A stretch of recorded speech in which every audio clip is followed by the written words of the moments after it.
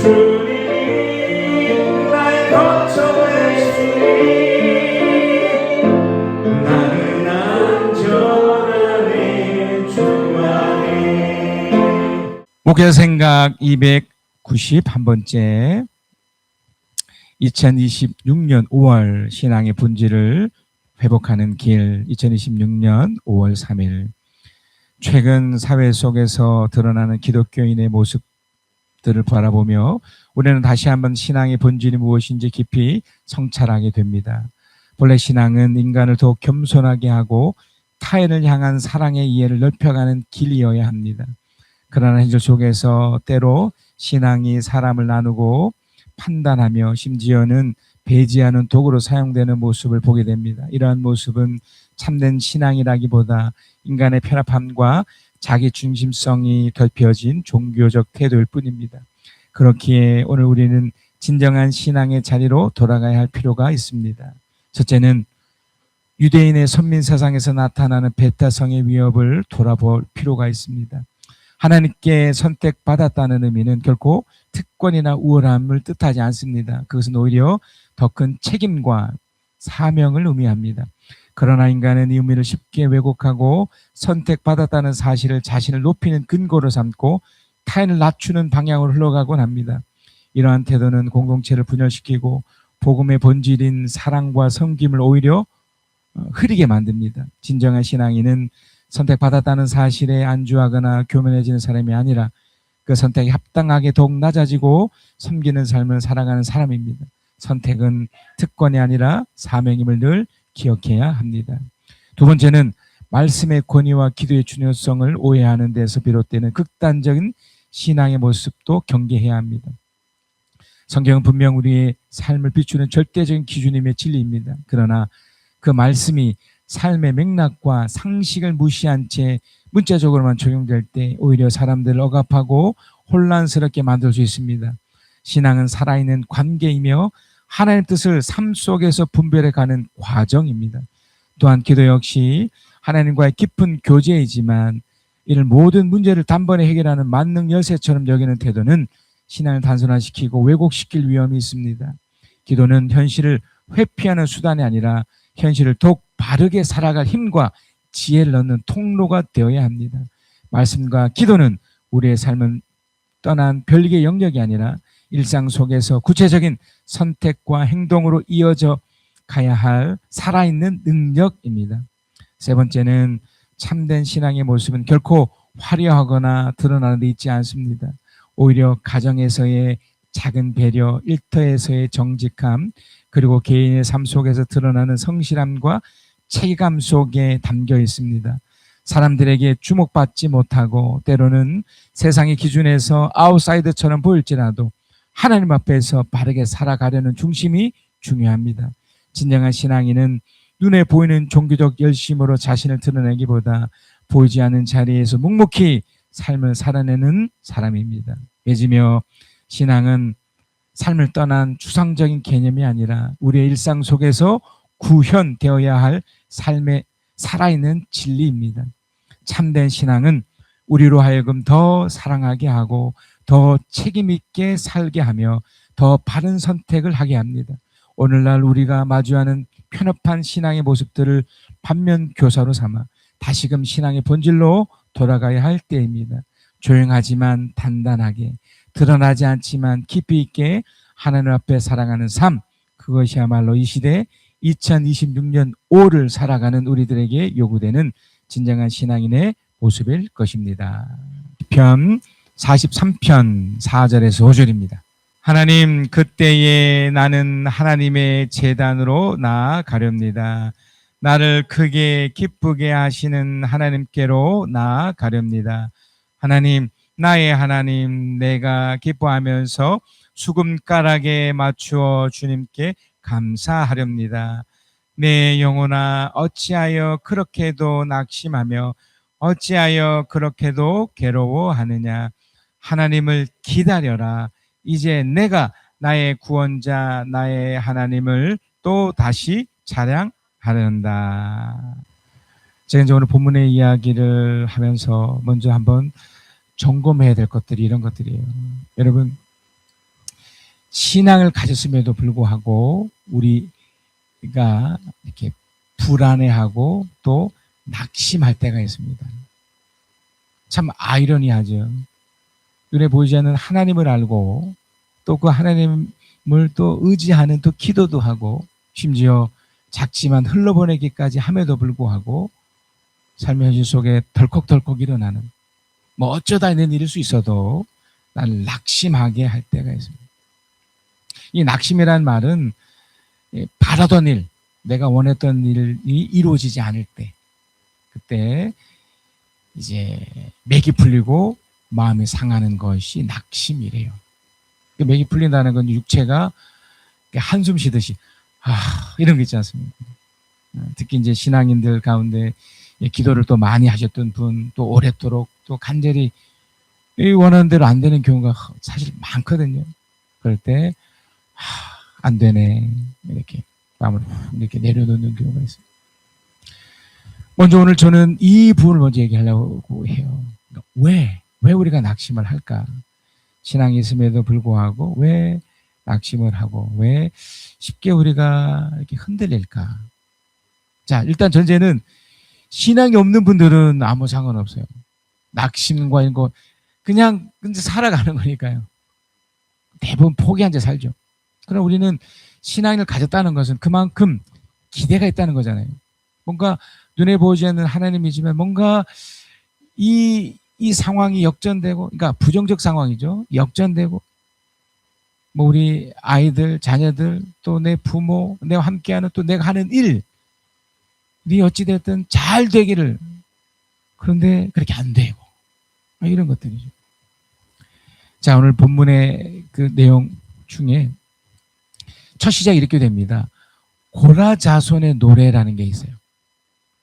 이제 우리 시편 40 이제 우리가 2편부터는 이제 2권이 됩니다. 그러니까 1권은 1편부터 41편인데 주로 다윗의 이야기예요. 다윗의 이야기고 거기에 우리 저번 주도 또 저저번 주도 계속 이어서 말씀드렸던 똑같은 패턴입니다. 자신의 한계와 어리석음을 계속 발견하고요. 거기서 이제 두 번째로 자기의 핑계거리를 끊임없이 찾아내면서 결국 하나님께서 돌아오는 뭐 그런 수순을 겪는데, 이게 지금 이제 43편에 또 42편으로 이렇게 옮겨지면서 이제 다윗이 아닌 고라의 그 자손들 중에 이제 다윗 시대에 살았던 그 누군가겠죠. 비슷한 일이 또 펼쳐지는 거예요. 자, 그래서 먼저 우리가 이제 낙심하는 이유를 어떻게 보면 그 다윗에게도 발견했던 것처럼 자신의 어리석음과 한계를 먼저 보셔야 돼요. 여기 특별히 고라 자손이라고 했는데, 고라라는 사람, 그러니까 이제 저도 이제 홍씨잖아요. 홍씨의 쭉 조상을 가보면 이제 중국 성을 가진 사람이 이제 한국에 한국에 들어와서 이제 쫙 펼쳐져서 이제 제가 여기가 온 거라고 해요. 그러니까 저도 36대라고 하니까요. 아마 여러분도 다 아마 그럴 겁니다. 그런 것처럼 이 고라 자손이니까 일대는 고라. 이 고라는 레위 계열이에요. 레위. 그러니까 굉장히 중요한 사람이었던 거죠. 근데 이 고라가 사실은 그 당시 모세 시대 때 함께 했던, 모세와 방불할 만큼 엄청난 리더 역할을 했던 사람이거든요. 근데 이제 문제가 생겼어요. 자, 민수기 16장 1절 3절입니다. 이스라엘의 아들, 이게 이스할입니다. 이스할의 아들 고라가 반개를 들었다. 그러니까 레위 계열인데 이제 모세에게 반개를 든 게 출애굽을 하고 나서 계속해서 이제 어려움을 겪는 거죠. 음식을 구하지 못하고 물을 구하지 못해서 실제적인 생존의 문제가 이렇게 생기자, 어떻게 보면 굉장히 민주적인 방식일 수도 있지만 이 고라라는 또 당시에 모세와 방불한 어떤 리더자가 반기를 든 거예요. 그는 고앗의 손자이며 레위의 증손이다. 그러니까 레위 계열인 거예요. 엘리압의 아들인 다단과 아비람, 그리고 르오벤의 손자이며 벨의 아들 온도 고라와 합세하였다. 이제 함께 이제 합세해서 반개를 든 거예요. 그들이 모세를 거역하여 일어서니 이스라엘 가손 가운데 250명의 남자들이 합사하였는데 그들은 회중의 대표들을 총에 뽑힌 이들이었으며 잘 알려진 사람들이었다. 그래서 2절입니다. 그리고 3절. 그들이 모세와 아론에게 대항하여 모여서 항의하였다. 그래서 항의. 뭐라고 했냐면 당신들은 분에 넘치는 일을 하고 있어. 온 회중 각자가 다 거룩하고 그들 가운데 주님께서 계시는데 어째 당신들은 주님 회중 위에 군림하려 하오. 당신만 옳소? 이렇게 되는 거죠. 충분히 이럴 수 있습니다. 지금 저는 그 고라 자손, 그러니까 고라 자손 이전에 고라라는 이제 처음, 물론 그 외에 레위가 있지만 이 사람이 지금 무엇을 했는지를 한번 이제 따져보고 있는 겁니다. 부딪힌 거죠. 이제 모세 입장에서는 반항이지만 이들의 입장에서는 어떻게 보면 정당할 수 있어요. 생존의 문제인데. 자, 그런데요. 하나님의 평가가 있어요. 민수기 16장 28절에서 33절이에요. 그때 모세가 말하였다. 막 이제 군중 가운데 그 고라 함께 했던 사람들이 막 데모를 하고 막 틀렸습니다. 당신들만 옳습니까? 우리도 옳습니다. 그래서 막 부딪히고 있을 그때였던 거죠. 당신은 이제 곧 이 모든 일이 내 뜻대로 된 것이 아니라 이 모든 일을 하도록 주님께서 나를 보내셔서 된 이름을 알게 될 것입니다. 자, 이게 왜 중요하냐면 여러분 어떤 일의 결정을 할 때 이게 하나님에 의해서 된 것인지 우리 사람의 힘으로 된 것인지를 결국 결과가 말해주거든요. 그래서 지금 앞으로 뭔가가 일어날 거예요. 지금 모세와 고라라는 두 축이 생긴 거죠. 출애굽하는 그 과정에서 하고 나서 이제 광야 가나안으로 들어가기 그 전의 일이에요. 12명의 정탐꾼을 또 보내기 이전 요때 일입니다. 막 물이 없고 음식이 막 없어서 막 아우성 칠 때 이쪽에서 이제 들고 일어섰던 겁니다. 그걸 모세가 이것이 하나님께 온 것인지, 그러니까 지금 진행되는 일들이 또 모세가 하나님의 사람이 아닌지 한번 봅시다. 뭐가 맞는지, 당신이 맞는 건지, 내가 맞는 건지. 그리고 이런 일이 하나님이 하셨던 일인데, 그러면서 29절. 이 사람들이 보통 사람이 죽는 것과 같이 죽는다면 곧 모든 사람이 그런 것과 같은 죽음으로 죽는다면 주님께서 나를 보내신 것이 아니에요. 그러니까 아주 의미심장한 것을 말해줘. 마지막 결과를 한번 따져보자는 거죠. 여러분, 우리 인생은요, 처음도 중요하고 과정도 중요하지만 가장 중요한 결국 마지막이에요. 마지막 죽음을 보는 거예요. 어떻게 죽느냐. 마지막 죽을 때 정말 어떻게 죽느냐. 그러니까 지금 그걸 보자는 거죠. 자, 30절. 그러나 주님께서 당신들이 듣도 보도 못한 일을 일으켜서 땅이 그 입을 벌려 그들과 그들에게 딸린 모든 것을 삼켜 그들의 산채로 수월로 내려가게 되면 그때에 당신들은 이 사람들이 주님을 업신여겨서 벌을 받았다는 것을 알게 될 것이요. 이거 중요한 표현 하나 나오죠. 업신여겨서. 우리 모두는 눈에 보이지 않는 하나님을 믿으며 사는 존재들이에요. 근데 여기서 나온 것처럼 결국 어떤 결과가 있어요.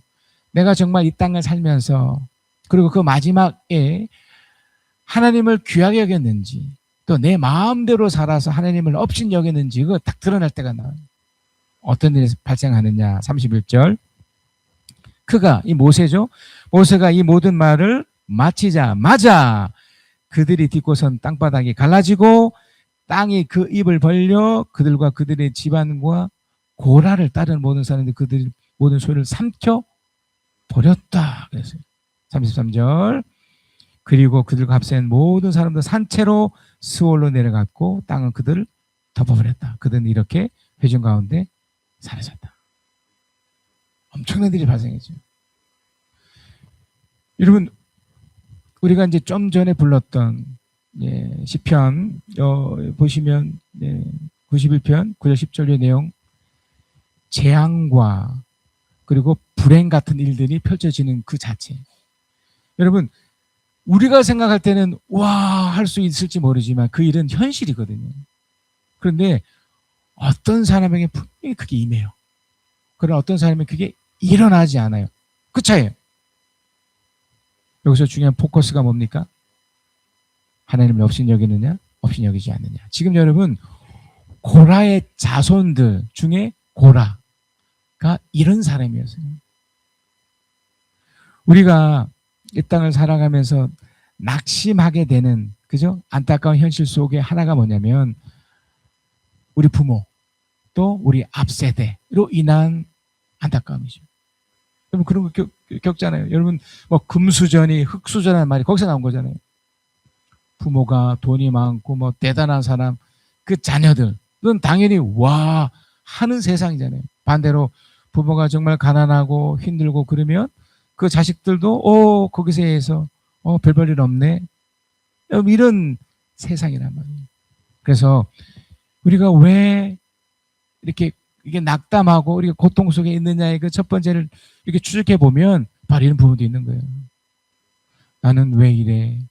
나는 왜 이렇게 돈이 없어? 내 부모는 왜 이래? 지금 이 고라, 그러니까 고라 자손의 이 고라라는 이 사람은 이런 안타까운 실 속에서 이런 어려움이 펼쳐졌던 거죠. 또 있습니다. 시편 42편 3절. 사람들은 날이면 날마다 나를 보고 너의 하나님은 어디 있느냐 하고 비웃으니 밤낮을 흘리는 눈물이 나의 음식이 되었구나. 삶의 현장이 항상 이렇지는 않겠지만, 특별히 신앙을 가진 우리들에게 있어서 이게 정말 아이러니지 않습니까? 야, 너 기도한다면서, 너 교회 다닌다면서, 너 그런 데다가 교회에다가도 돈도 갖다 준다면서, 그런데 너는 왜 이렇게 살아? 너는 왜 그 모양이야? 니네 집은 이 정도밖에 안 돼? 뭐 이렇게 부모를 욕하고 뭐 그렇게 하기도 하고, 또 자신 현실 속에서 이렇게 비웃음을 당하는 거예요. 더 놀라운 건 시편 42편 9절 10절에도 나오는 거지만 하나님이 듣지 않는다고 생각하는 거예요. 신앙이 있지만 내가 이렇게까지 하는데 어떻게 이럴 수 있어요? 나의 반세 하나님께 호소한다. 어찌하여 하나님께서 나를 잊으셨습니까? 여러분 그 성경 인물 중에 욥이 생각나시죠? 아니요, 성경 인물 다 이랬습니다. 저 밑바닥 속에 지금 낙담의 정점에 있는 거잖아요. 어찌하여 이 몸이 원수에게 짓눌려 슬픈 날을 보내야 합니까? 슬퍼요. 그러니까 늘 우울하고 늘 괴롭고 뭐 그런 거죠. 뭐 좋았다가도 누구를 생각하고 또 어떤 상황에 딱 떠올리면 막 화도 나고 막 이런 것이 있는 거죠. 10절입니다. 원수들이 날마다 나를 보고 네 하나님 어디 있냐고 하고 빈정대니 그랬습니다. 빈정대니 그 조롱소리가 나의 뼈를 부수는구나. 뼈를 부순대요. 여러분 경험 있으시죠? 병원에도 자주 가시는 분들은 때로는 남편이, 때로는 함께는 가장 가까이 있는 사람이 툭툭 던지는 말, 조롱에 섞인 그 말. 당신은 왜 그 모양이야? 뭐 세수는 했어? 뭐 이런 거 있잖아요. 왜 돈 못 벌어와? 그러니까 이런 것들이 다 낙심을 시키는 거예요. 깊죠. 여러분 그 최근에 그 이재명 대통령이 그 노동절 축사에 자신이 이제 소년 시절에 그 공장에서 12시간에서 16시간 일을 했답니다. 한 6년 일했대요. 그 기억을 떠올리면서 그는 이렇게 말을 했습니다. 저는 어린 시절 가난 때문에 학교 대신 공장에 나가야 했고 위험한 환경에서 일하면서 제대로 보호받지 못한 채 일해야 했습니다. 실제로 그의 왼쪽 팔인가요? 부러졌잖아요. 그 프레스에 손이 껴가지고 그래서 그는 이렇게 다니고 있어요. 이렇게 펼 수 없는, 그때도 치료를 잘 못해서. 저는 이재명 대통령을 이렇게 축하하고 싶은 마음이 없습니다. 분명한 것은 이런 고통스러운 시간들이 이걸 정말 극복해내지 않으면 신앙이 있다 하더라도 어떻게 됩니까? 다 낙담된 채 살아가는 거예요. 시편 43편 1절입니다. 하나님 나를 변화해 주십시오. 비정한 무리를 고발하는 내 송사를 변해 주십시오. 비정한 무리래요. 비정한 무리들. 또 거짓을 입수하는 저 악한 사람들에게서 나를 구해 주십시오. 이 자본주의 사회 속에서 특히 일터 속에서 이렇게 일하는 사람들이, 그래서 지금 그 삼성 노조 초인류 기업이라고 하면서 막 데모하잖아요. 우리에게 돈을 더 주세요. 보니까 6억의 돈을 달라는 거던데, 보니까 이만큼 일을 했으니 이만큼 더 주세요. 또 상대적으로 일반 대부분의 사람, 한 달에 10만 원, 100만 원 또 벌벌하는 분들에게는 얼마나 이 낙담이 되죠. 그러니까 이 모든 것들이죠. 저는 지금 왜 낙담을 할까? 특히 신앙이 있음에도 불구하고 때로는 우리 부모, 우리 앞선 세대들 때문에, 그리고 실제적인 어떤 현실적인 문제들 때문에, 이런 삶의 현장의 고단함 때문에 낙심이 찾아온 거예요. 자, 여기서 이제 우리가 중요한 것을 발견하셔야 돼요. 하나님을 모르는 사람, 하나님 안다 하더라도 정확히 모르면 이 상태가 그냥 지나가는 거예요. 지금 42편 1절에도 고백했던 것처럼 이렇게 호소밖에 못하는 거죠. 표현해 주세요. 후해 주세요. 그러다가 어떤 시간이 지나면서 더 이상 어떤 변화가 없으면 이제 낙담된 채 그냥 살아버린 거죠. 포기한 채 살아가는 거죠. 그래서 어떻게 됩니까? 교회 생활을 하더라도 행복이 없는 거죠. 표정이 없는 거죠. 그래서 하나님이 놀라운 반전을 거기에 심습니다. 먼저 이 고라 자손들, 그러니까 고라가 어떻게 망가졌는지를 우리는 보았지 않습니까? 자, 민수기 26장 9절에서 11절입니다. 놀라운 일이 여기 있는데요. 이제 두 번째 인구 조사를 합니다. 이스라엘 사람들이 이제 전체 반역으로 연병이 생겼어요. 그것이 지난 후에 얼만큼 남았는지를 이렇게 조사를 해요. 이게 이제 출애굽한 이유입니다. 엘리압의 아들은 누오벨과 다단과 아비람이다. 다단과 아비람은 바로 모세와 아론에게 맞서 반역한 자들로서 고라의 무리가 주님께 대항하여 반역할 때에 그들 가운데 있던 자들이며 회중에서 부름받은 자들이다. 10절, 땅이 그 입을 벌려 고로 함께 그들도 함께 삼켰다. 그 무리가 죽을 때에 불이 사람 250명 살랐는데 그들은 본보게 되었다. 그죠? 이게 망함의 본보기예요. 자, 그런데 11절입니다. 우리 11절 함께 읽겠습니다. 시작.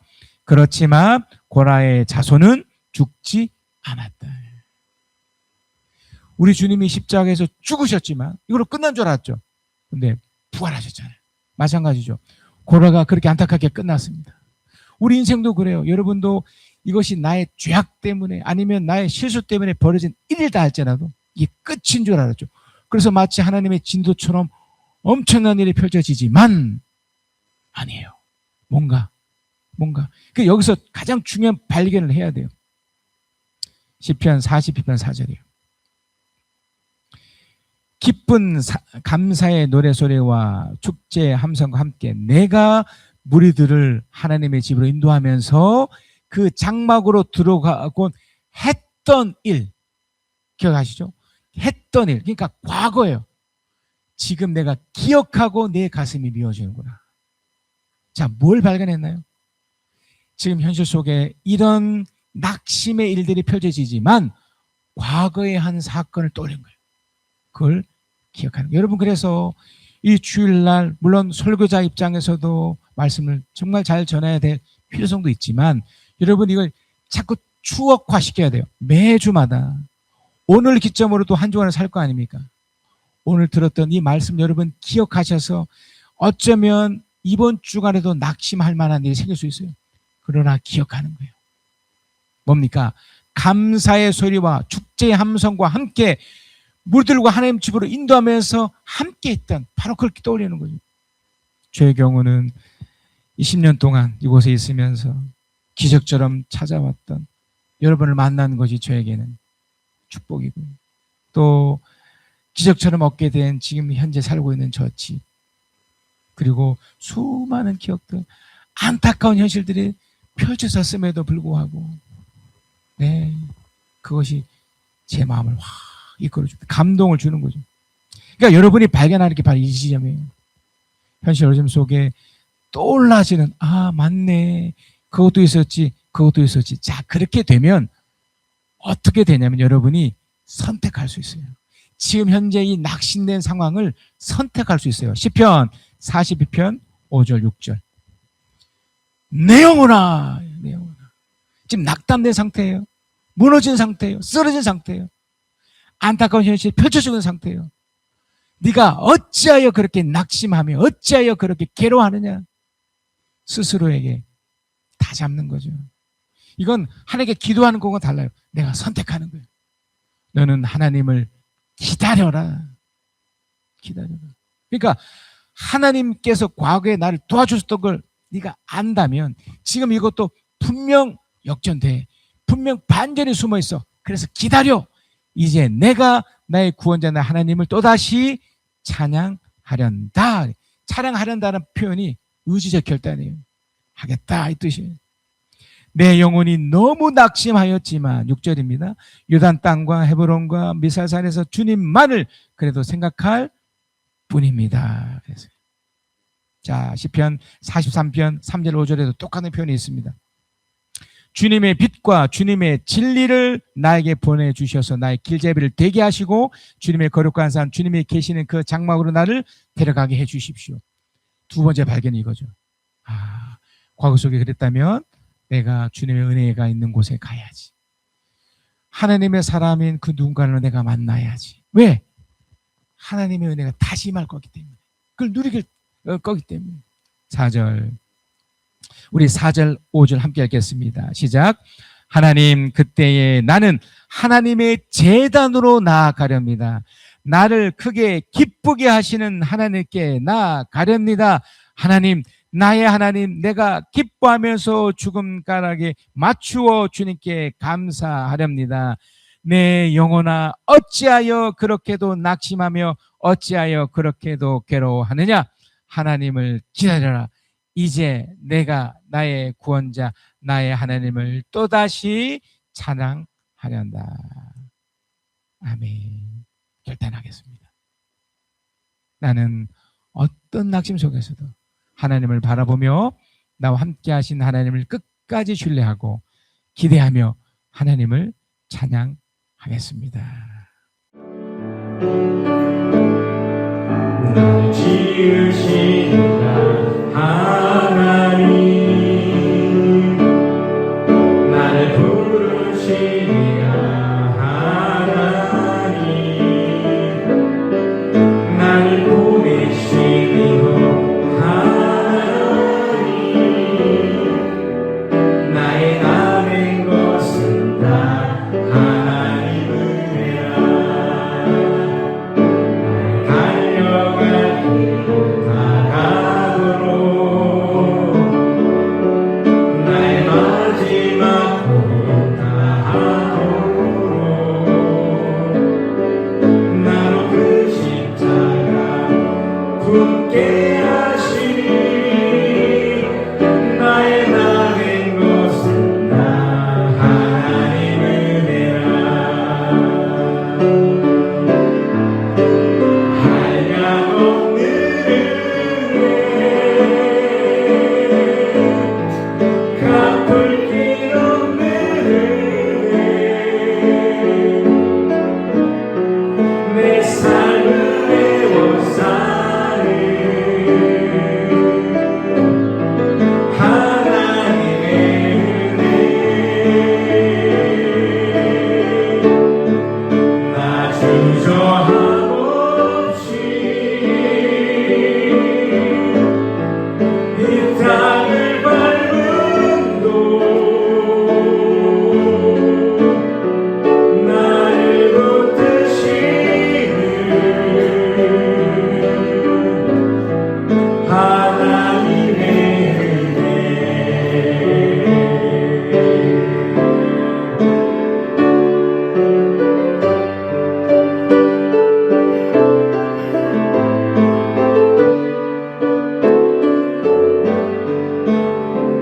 내 영혼의 극히 깊은 데서 맑은 바람이 흘려나네 하늘 곡조가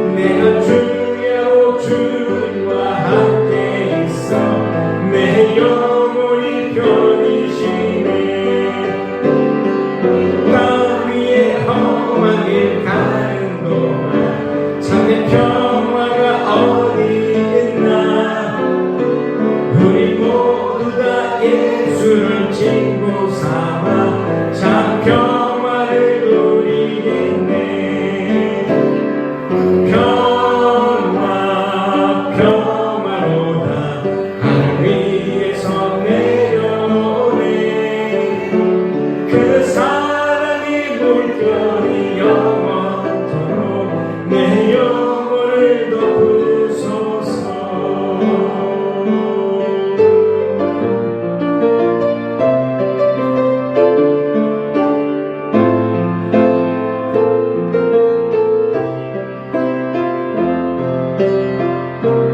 내가 주님을 피난처 삼았으니 가장 높으신 분을 거처로 삼았으니 세상의 속에서 나는 주 안에 머무네. 두려움이 문을 두드려도 불안이 마음을 덮쳐와도 주의 이름 부르는 이곳이 나의 숨쉴 자리 되네. 어떤 불행도 내게 오지 못하네. 어떤 재앙도 가까이 못하네. 주님이 날 거쳐 되시니 나는 안전하네. 주 안에 밤의 공포와 낮의 위협도 주의 평안 앞에 잠잠해. 주의 날개 그늘 아래서 내 영혼은 쉬어가네. 어떤 불행도 내게 오지 못하네. 어떤 재앙도 가까이 못하네. 주님이 날 거쳐 되시니 나는 안전하네. 주 안에 주께서 나와 함께 하시고